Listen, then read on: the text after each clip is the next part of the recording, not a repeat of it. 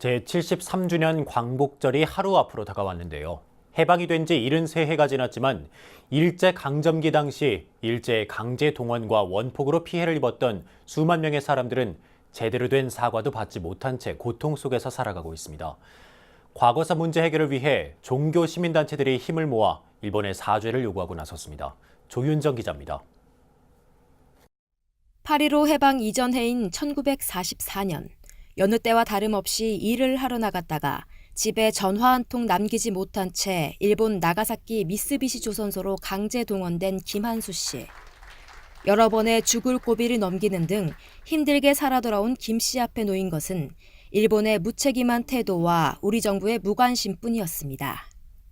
강제로 끌어다 일을 시켰다게 되면 반드시 거기에 대한 대가가 있어야 되는데 그런 대가도 없이 오늘날까지 아무런 명무답답. 그 인생이 이렇게 살다 가면 그것이 끝인가 하고 참 너무 한심스럽고 슬플 때가 있습니다. 어느덧 광복 73주년을 맞았지만 우리나라에는 여전히 일본의 제대로 된 사과조차 받지 못한 채 고통 속에서 살아가는 이들이 적지 않습니다. 이에 따라 과거사 청산과 올바른 한일 관계 정립을 위해 조계종 민족공동체 추진본부 등 여러 종교 시민단체들이 함께 강제동원 문제 해결과 대일 과거 청산을 위한 공동행동을 발족했습니다. 대일 과거 청산에 관한 문제들의 해결이 지금 현재 상황에 비추어서 상당히 기묘한 문제라는 것을 오늘 참여한 여러 단체들이 거기에 대해서 깊이 공감하고 그 해결책을 모색하기 위해서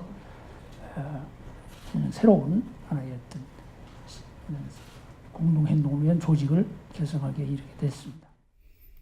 이번에 발족된 공동행동단체는 앞으로 강제동원 피해 실태 조사와 데이터베이스 구축 등 진상규명과 문제 해결을 위해 힘쓸 계획입니다.